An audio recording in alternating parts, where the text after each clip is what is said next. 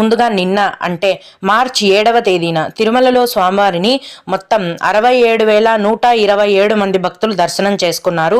అందులో స్వామివారికి మొత్తం 22,910 మంది భక్తులు తలనీలాలను సమర్పించారు.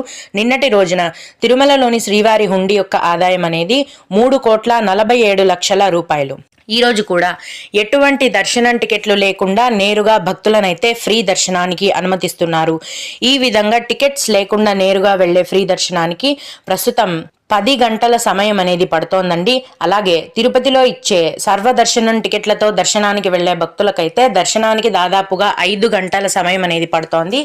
300 రూపాయల దర్శనం వారికి మరియు 500 రూపాయల దర్శనం టికెట్లు కలిగి ఉన్న భక్తులకైతే దర్శనానికి దాదాపుగా 4 గంటల సమయం అనేది పడుతోందండి.